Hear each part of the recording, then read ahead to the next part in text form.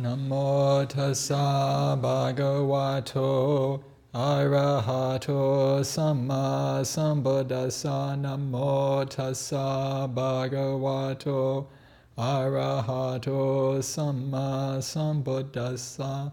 Namo tassa bhagavato arahato samma sambuddhassa.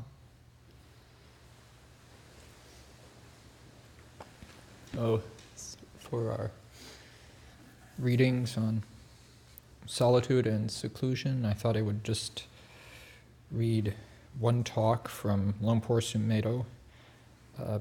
This comes from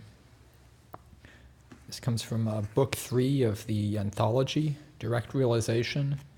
It's chapter 43, Making Friends with the Cement Mixer.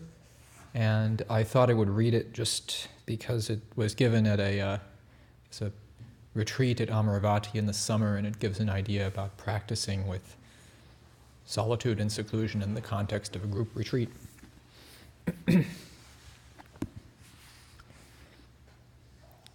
So the retreat continues, and today wasn't so noisy. We didn't have such a good opportunity to meditate and make friends with the cement mixer and the pneumatic drill. But that is rather facetious, isn't it? In a way, however, it offers an opportunity to adopt a realistic attitude towards meditation, rather than to create hostility towards the way it is. There is noise, and unpleasant things happen, but if we become averse to them, we create hostility. When we are mindful and accept the way it is, then we don't create hostility. So the real suffering is not the sound of the pneumatic drill and the cement mixer, but the stuff you create in your own mind. That is what dukkha is. We might want a monastery that is perfectly silent, like a dream place. Spirit Rock in California is a beautiful place in Marin County across from San Francisco, where they have lovely buildings and a meditation hall. It is modest and convenient and has been well thought out. But there are these wild turkeys which go gobble, gobble, gobble, gobble, gobble, just outside the meditation hall. One of these birds in particular likes people. He is very friendly. But now they have a quandary, because some people think they should be got rid of. Well, I always think friction and having annoying things around is absolutely essential for good meditation. Otherwise, you become incredibly selfish, incredibly controlling, and easily get upset. If the standards are too high and everything is just perfect, then any little thing that disturbs you can get you into a rage. This is an important reflection. Luang Por Cha was very good at getting me to see that suffering wasn't really anything there in the monastery, the food, the climate, the insects. It was what I created in my own mind. And that is also where wisdom is. You begin to realize that the world is going to be this way, that there is always going to be something you don't like, that there is always going to be something irritating or undesirable. How do we respond to undesirable situations? One way is to react and try to get rid of the wild turkeys, the cement mixer, the pneumatic drill, the lawnmower, and any other annoying thing. Sometimes we get somebody who is into ringing bells, and they just hammer away on that bell out there. That can be really annoying. This isn't to say that we should not try to set up quiet and suitable places in which to meditate, but what we are really aiming at is liberation from conditions, rather than trying to control them. When we get into environmental control and try to make everything the way we want it, even if we get what we want, we become somebody who has to have our own way in order to meditate. Then we are very dependent. Peace of this kind, through controlling and getting rid of every kind of disturbance. You can become very refined and sensitive by doing that, but then life becomes increasingly more miserable, because the world is not particularly refined. This is not a refined realm, not a Devaloka, a paradise. We in planet Earth are not made of ether or subtle substances. We therefore need to recognize that the human realm, planetary life, sensory existence, and so forth is like this. It is wide-ranging in the quality of the conditions and experiences, coarse and refined. The wisdom is in embracing the totality of it, rather than just trying to refine it so as to get what you want. You will break if you do that. If you get too refined, you just cannot exist anymore. You crack. A healthy state of mind is not refined. It is that which takes life and responds and adapts to changing conditions. In our lives, we have to bear with the aging of the body, sickness, pain, death, loss of loved ones, ongoing irritations and frustrations. The Arahant, then, is a being that embraces all without being refined or precious. The Arahant is not somebody who has to have life only at its very best, at its peak moments. When we examine Buddhist monasticism, it is not about having refined requisites or high standards. It is about having 4 requisites of a low standard. Some of the monastics at the time of the Buddha didn't even wear robes. They were naked ascetics. The Jain monks didn't have alms bowls. They had to go to the door and beg for food with their hands, and could only take what filled them. They weren't allowed to have money, gold, or silver, and had to pull out their beards because they couldn't even use razors. But the Buddha thought that was a bit too much when he established Buddhist monasticism 2,542 years ago, and modified it so that the monks were allowed to make robes from the rags that people had thrown away. We have 3 robes to cover the body and to keep warm, and these are based on what people had thrown out, on what the villagers didn't want, or what they wrapped corpses in. One could go to a charnel ground, take this cloth, wash it, and make a nice robe for oneself. We were also allowed to carry a bowl for alms food, medicine was fermented urine, and shelter for the night was at the foot of a tree. Now these are very low standards, aren't they? However, the monastic form isn't an ascetic form, and if better things are offered, we can accept them. Some people offer nice textiles for robes. I didn't ask for this robe, for example, but some people in a part of Thailand where I used to live make silk, and they wanted to make me a robe, so they made this one for me in silk. But it isn't what I require as my standard. Also, the food we get here is of very high quality. We can't say we want high quality food. We're not even supposed to hint. So if someone asks, "What do you want, Ajahn Sumedho? What do you prefer?" you are not supposed to say anything. You just take what you get in your alms bowl. The training is to be content with basic things, training the mind to learn how to be content, and I think that is very important for us all. Even though we may not live at such a low standard, we reflect from that standard, so that what is given is appreciated, like the food we get, the robes we are given, and the shelter for the night. Gratitude and contentment, I find, are qualities of the holy life that make it a joyful experience. It is a lifestyle that brings me a lot of joy. I have contemplated the things that have been given to me so that I can live in this way and devote my life to the Dhamma. But I have not always been content with what I have had. In the early days in Thailand, when I was a young monk, the first kuti I was given by Ajahn Chah was a fairly new one, but was not very high. I was the tallest monk they had ever seen in Ubon. So they gave me this kuti to use, and I kept bumping my head on the beams and door frame. It did make you mindful, but I complained. I felt I would like a better kuti. Ajahn Chah, however, got me to look at that complaining. You know, it was shelter for the night, and it had a new corrugated tin roof, which is very nice in the rainy season in Thailand, a roof that did not leak when the monsoons came. Contemplated in that way, one felt content, gratitude for what one had, rather than thinking, "It's too low. Why can't they get me something better? Do they expect me to live in this place?" But then, even though those kind of thoughts continued to come, I began to see that I was creating suffering around these things. Food is a very sensitive issue as well, isn't it? People can get really touchy about that. In some of the poorer areas in northeast Thailand, you just take what is given. I sometimes had just rice and salt for my meal, and that would be the one meal of the day. I did occasionally suffer from malnutrition as a result, but that was not as much suffering as the incessant obsession we create in our minds.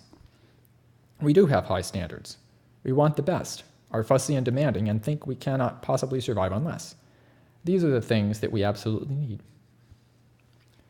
The alms mendicant is content with the 4 requisites, and because I deliberately cultivate that kind of thing, I do feel a lot of gratitude for the things given to me. The temple that has been built here at Amaravati came about from donations. People offered this temple. It wasn't something I demanded, and seemed to happen in a miraculous way without anyone being pushy and obsessed with fundraising. So things do happen in that way, you know. Also, the kuti they built for me is a very nice one, and I am very grateful for such a nice place, but it was not something I demanded. It was not something I had to have. People make these things available, and that is fine. It is important, however, to train the mind to be content with a roof over one's head for the night, the food one gets, the clothes one wears, and the medicine that is available. After my 6th vasa, my 6th year as a monk, I had a heartfelt sense of recognizing all the goodness that had been sent to me throughout my monastic life. It seemed that when I became a monk, suddenly everything opened up for me. I found a good teacher. People were eager to help me stay in Thailand. The immigration department gave me a residence visa, which is almost impossible to get except for wealthy American businessmen. And over the years, there has been the generosity of food offerings and requisites. And everyone was so willing, so eager to support me for my spiritual development. Because of that, I have felt a kind of joyousness. I look at this body and think, I've been a monk for 33 years, and this body is now an alms food body. The body is supposed to change every 7 years, isn't it? So this is a body that is made out of alms food. It is quite healthy for its age, and I feel a lot of joy, a lot of peace and clarity of mind through meditation. It is a rare opportunity for the likes of someone like myself to live the holy life in such a full and complete way.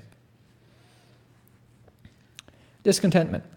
Always feeling that enough, wanting something better, wanting more, not being content with where one is, always thinking one would be happier somewhere else, always looking for the next thing, always trying to raise one's standards.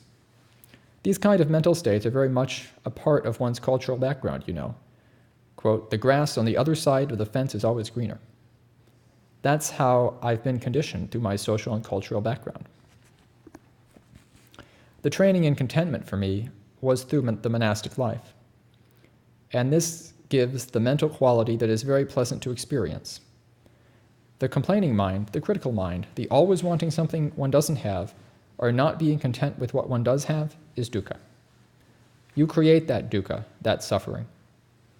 The monastic life is a form that you surrender to. If you are not willing to surrender to it, then after a while you don't want to do it anymore, you get tired of it. It doesn't work for you if you continue to think in terms of attaining, gaining, and becoming. One can survive the monastic life on inspiration and endurance for a while, but after that it reaches a point where you've had enough and you just have to leave. In the long run, surrendering means letting go of everything. But there are a lot of things you don't want to let go of, so you feel a sense of terror sometimes, or just resistance and rebelliousness towards the monastic life. Through reflection, however, and through watching mindfully the reaction one has to the restraints, the conventions, you begin to see that the suffering isn't really in those conventions, but in the reactions themselves, like hating the cement mixer. That is where the suffering lies. In this retreat, I have tried to emphasize a sense of saddha, faith, trust, and enthusiasm for meditation. We are willing to take a risk. We are not asking for guarantees of enlightenment and security, but are willing to put ourselves on the line and risk failure, starvation, and everything else, and just trust in the Dhamma. That's a very good reflection for people who live in a welfare state, where they are used to having all the guarantees from cradle to grave. It does sometimes sound like foolishness or irresponsibility, but basically I see that the Buddha established the monastic order as a vehicle that would last through generations. It has survived 2,542 years in this way, not by being propped up with a lot of money, guarantees, and promises, but through establishing the Dhamma Vinaya, where the needs of the Sangha are based on trust and faith, rather than on demands. Human beings are generally good-hearted. We want to be good. We feel a lot of joy when opportunities for generosity or selfless action are made available to us. You can see that the love of the good, of the true and the beautiful, is very much a part of our humanity. But if we just see human beings as mere consumers, greedy for things, selfish and vain, then we get this very jaundiced view, this nasty picture of ourselves, and miss out on the potential for our good side, of what we truly long for. Just from living here in Britain for 23 years, I have experienced generosity, kindness, respect, and appreciation. All the good things my life has been involved with by being a Buddhist monk living in a non-Buddhist European country. Ask yourself what you really love, the good, the true, what is beautiful. We long for these things, don't we? Even though evil can look glamorous and fascinating sometimes, even though it may appear tantalizing, tempting, and exciting, generally speaking, when we really contemplate those kinds of feelings, we recognize that they are rather childish, and what we really want is the good, the true, and the beautiful. We want to know the truth. We love the good. Remind yourself of this. The habits around vanity, selfishness, miserliness, fear, worry, and anxiety are conditions we create out of ignorance, not out of right understanding. We can easily delude ourselves. We can think that what is ugly is beautiful and what is bad is good. We can delude ourselves into thinking that an atrocious act is a saintly one. We can rationalize almost anything we want to make a reasonable case for committing murder, for robbing a bank, for destroying an ethnic group, for bombing. We can give very rational arguments based on rational, thought-out ideas, and can delude ourselves very easily. We have clever minds. But when we get down to basics, that longing for the good, the true, and the beautiful is like a spiritual aspiration. There is something in us. It isn't a desire that comes out of ignorance, but a natural aspiration of the human mind, a longing for liberation, for freedom, for the good, the true, and the beautiful. That is something to respect in yourself, and to keep remembering as what you really long for, what you really aspire to, and not to let all the mundane and banal, worldly, materialistic influences take you over and blind you to what you really are, to what your true nature is. Now, this opportunity of going into retreat is something to greatly value and treasure, because it is an ideal situation for reflection. Notice how, over the past week, you have not had to make many decisions about what you are going to eat, what you are going to wear, where you are going to go, who you are going to speak to, and what you are going to do next. It has all been nicely arranged for you. The food has been laid on, you are not here to change your clothes all the while, and there is noble silence, so that you don't have to socialize, entertain people, and bring all that into the mind. We arrange the schedule, so you just follow it. You eat at this time, wake up at this time, sit at this time, walk at this time.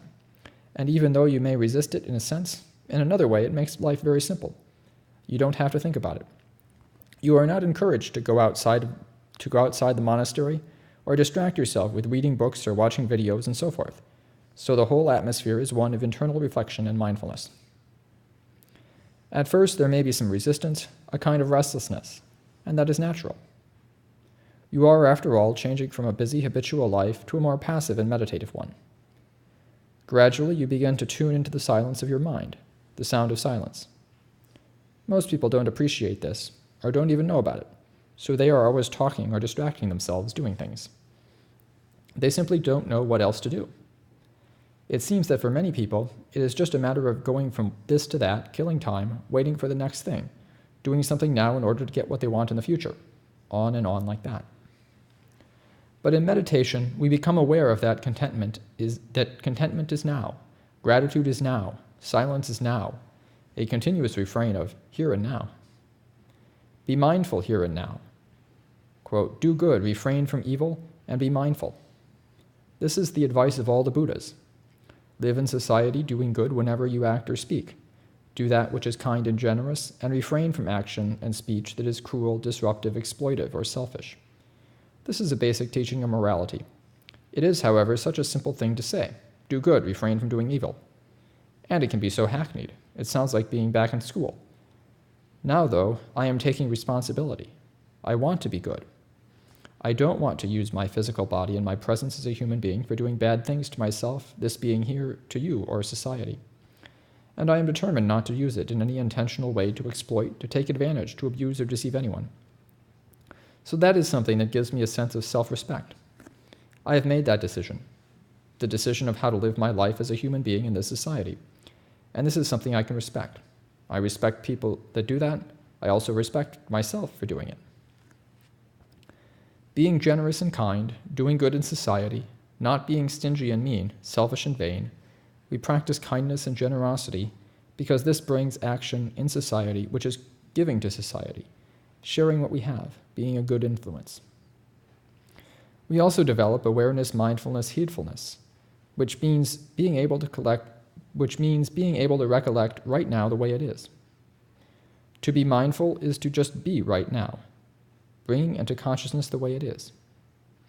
Being aware of what we are feeling our mental states, the place we are in, the group we are with, the conditions around us. On this meditation retreat, for example, we are mindful of the fact that this is a meditation retreat. This is not daily life as most of you live it ordinarily. We are aware of the schedule, the rules, the people, the conventions that exist here, and we live in a way that isn't disruptive or will cause conflict. When you leave the retreat and go back into society, try to be mindful of the way it is. It may be frustrating, unpleasant, demanding, or stressful, but just try to be mindful of it. Use clear comprehension. It is like this. So this is not criticizing anything, but noticing the way things affect you and how to live within the structures you have to endure and bear with. That is using wisdom. You learn how to live in a way that isn't just heedless, selfish, blind, blaming, complaining, critical, or resentful. In my early monastic life, I wanted various things to be different. When they weren't very good, I didn't want them to be like that. Also, I would sometimes be very critical of other monks. I didn't want them to be the way they were. I wanted them to be some other way. And I didn't want a lot of the things within myself, these thoughts, feelings, emotions. In reflective awareness, however, in this embracing quality, irritations are seen to be part of it. The frustrations, the worm in the apple, the snake in the garden, the fly in the ointment, the hair in the soup, the cement mixer in the monastery. You can find a tremendous ability to endure situations you thought you could not. So many times I would find myself thinking that I just couldn't take any more of it, had enough, fed up. But then I noticed that I was still there, and I could take it. And maybe I shouldn't go around believing all that negative stuff.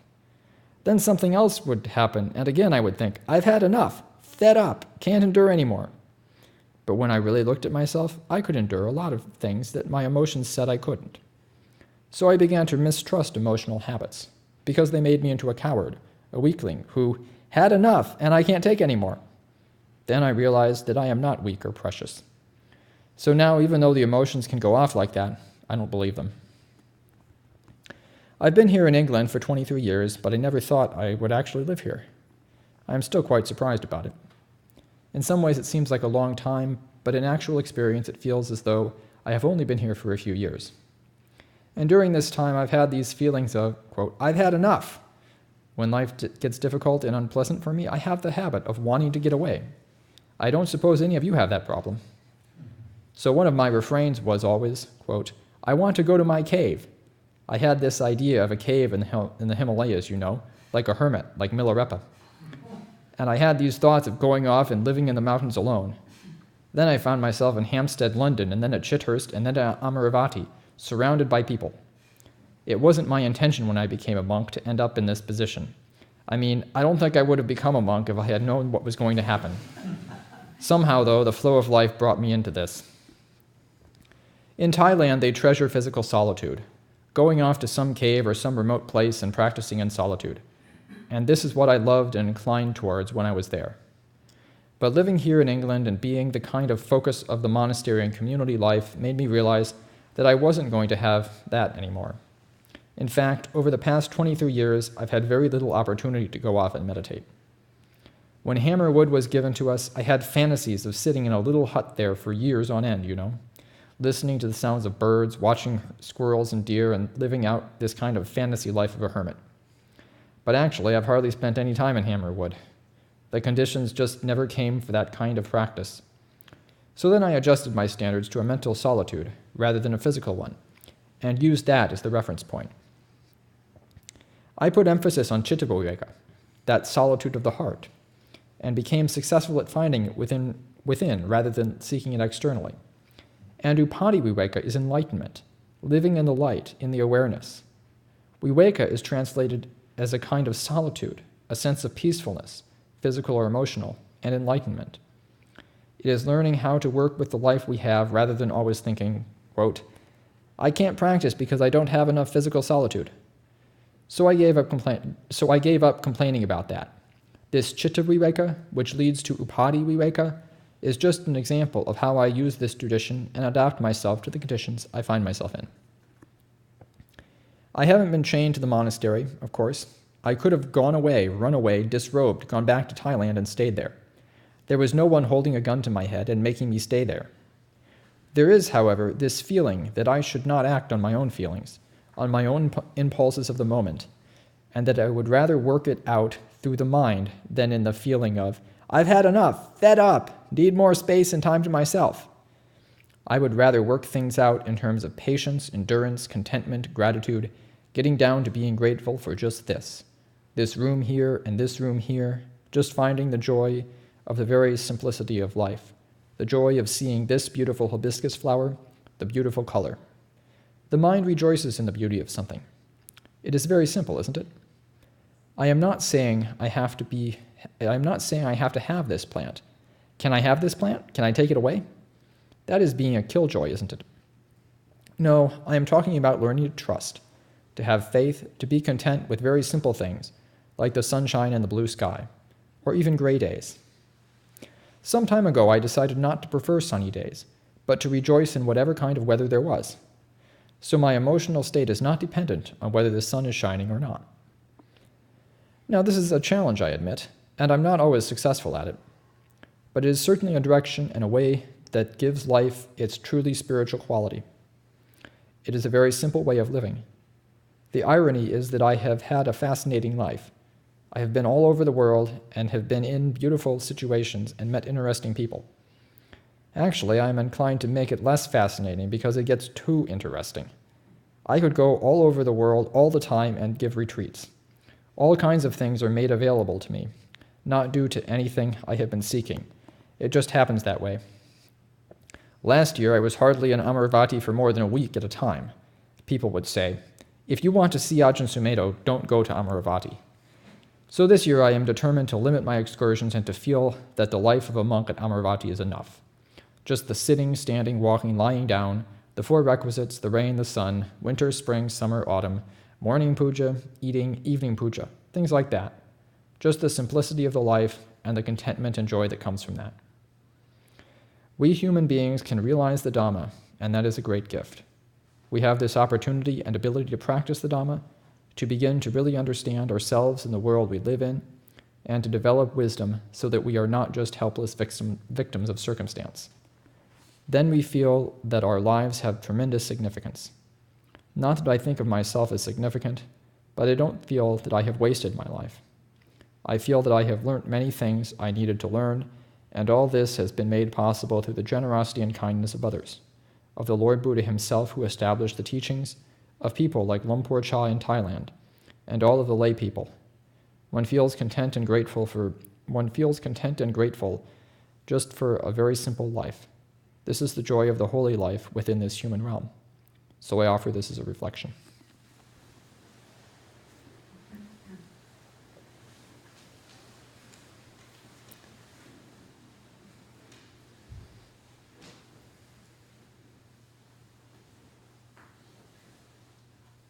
Questions, comments?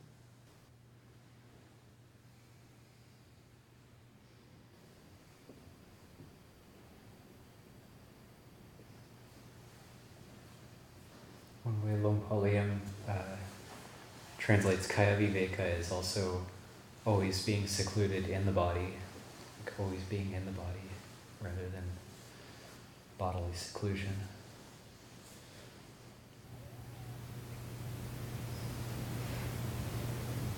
Just because it came up in the reading today, I think maybe yesterday also, might be helpful just thinking if one of the Ajahns would be able to just elaborate on the teaching about cittaviveka and upadhiviveka. Because I guess it's kind of seems like sort of a three are kind of connected, kind of gradual, sort of breaking down of the training, gradual training, kayaviveka. I'm not sure. Discussion of that. Yeah, if it's, it's not defined so clearly like that in the canon, and I'm not sure if it's in the commentary as such, but wherever it comes from, they're often referred to as the three vivekas. Kayaviveka is solitude of the body, seeking the solitude in the forest, like physical isolation, or as Ajahn Kaccana mentioned, and in fact I think I've heard Ajahn Sucitto refer to it also in that same way, as finding solitude within the presence of the body, just using that as your mindfulness of the body. Cittaviveka, solitude, seclusion of the mind, often defined as say seclusion from the five hindrances. So the peace of mind, even though it could be a temporary suppression, but the peace of the mind, seclusion of the mind that's experienced when the five hindrances are in abeyance, which is, everybody knows, is sort of like the starting point for samma samadhi. And then upadhiviveka, seclusion from, sometimes translated as the constituents of existence, the bases of existence, sometimes defined as like the five aggregates as affected by clinging, the five aggregates that are affected by clinging, kind of the seclusion or separation from that, or the release of grasping hold of those bases for existence. And as Ajahn Sumedho was referring to, it's sort of like, also a reference to liberation, the liberated mind. So you could say that upadhiviveka is like the same as like liberation from clinging? Sounds like how Ajahn Sumedho was referring to it in that particular talk. I've never seen it completely defined by that in any of the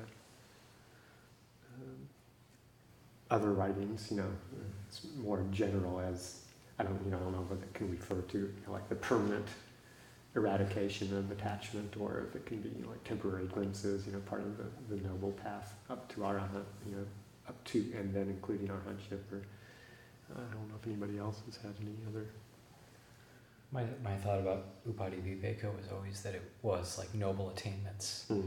But whatever upadhiviveka is, the interesting thing I think about viveka is that the first jhana is clearly dependent on this viveka, whatever it is. It's viveka chang, ekang chanang. So it's like patamang chanang, upasampacha. So it's like dependent on seclusion, one enters and abides in the first jhana. Whereas like the second jhana is samadhi chang, which is dependent on samadhi, or dependent on concentration. So it's good to contemplate viveka because that first meditative attainment is dependent on it, whatever it is. And it also doesn't say secluded from unwholesome states. And, secluded from sensual pleasures, secluded from unwholesome states, one enters and abides. First jhana, dependent on seclusion, something, I can't remember the wording exactly. I can kind of see that, I don't know where it comes up in the canon, I guess maybe I'll try to find it, but like Buddha is saying, like, this is what true solitude is. There is, the solitude, the physical solitude that's helpful for meditation, but actually you have to go deeper and find the solitude when the mind is separated from the hindrances, and then when it's separated from clinging. Kind of deeper levels of solitude. There was reference to that, in maybe not quite exactly that directly, but references to that solitude of the mind in the poem that I read, the first one from the Sutta Nipata. And there are several verses where he's pointing to that, and then also a bhikkhu named Elder. A bhikkhu named Elder, right? That's in that. Who lives alone, but the Buddha says he's not secluded. Which we haven't read yet. That's from the Sangha. That's a shorter one, but I think maybe Ajahn Titapanya is going to be reading tomorrow. I'll read at least an excerpt from the end of it. Yeah. Okay. Yeah. But I love that talk of Ajahn Sumedho. I can totally relate to the sort of Himalayan cave yogi fantasy.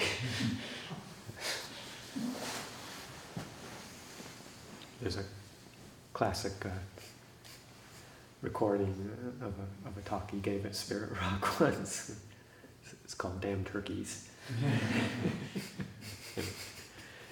He's talking about things like this, the disturbances and what we make of them and all that kind of thing, in some morning reflection that was recorded at Spirit Rock. And almost as if on cue, almost as if it had been programmed, just as he was pausing, there was a sound of the turkeys gobbling in the background, disturbing everything. And there was this kind of very dramatic pause from Ajahn Sumedho, and then he says, "Damn turkeys."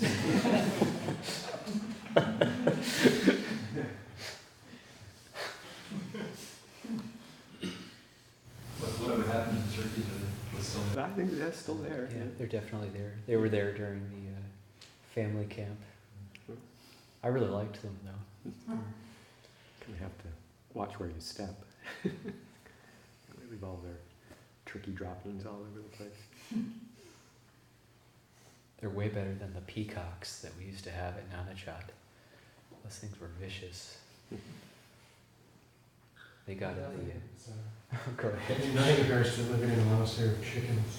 If anyone's ever experienced that, that's What lives there? chickens. If you've ever lived in a monastery with chickens, that is the absolute. I'm sure there's something worse. I've not experienced it.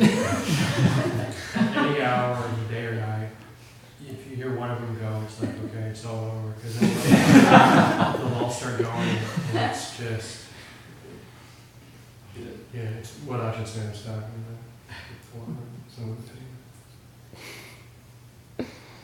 Makes the turkeys look like a holiday. Yeah, I mean, it's like you can never get away from it, no matter what you do. It's kind of ridiculous to actually even try to get away from the sounds. I mean, it's like, building Kuti 11 at Wat Nanachat, which has looks like a little crematorium under the Kuti, but that was built to get away from the sound of birds, actually. So I'm not going to sit in there and not have to hear the birds. It's like a sensory deprivation. Yeah.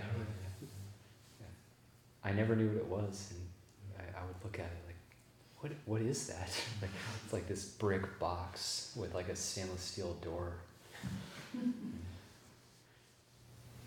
Coming from the West, where people are so sensitive to sounds at retreats and living in Thailand for a while, it just was a whole other picture. Like, we just would have dogs come into the hall and kind of like sit on, like, right by you, or like lay their head on your lap a lot. And then for a while we had a monk who had really bad Tourette's. So you'd be meditating every afternoon, and you're like echoing over the jungle, just like these strings of expletives, like yelled this man's voice, and it was just like, yeah, it's a daily thing for a good 2 years. Westerner. Yeah. Yeah, they definitely could understand the expletives. Yeah. So yeah. Cittaviveka. It's a good thing.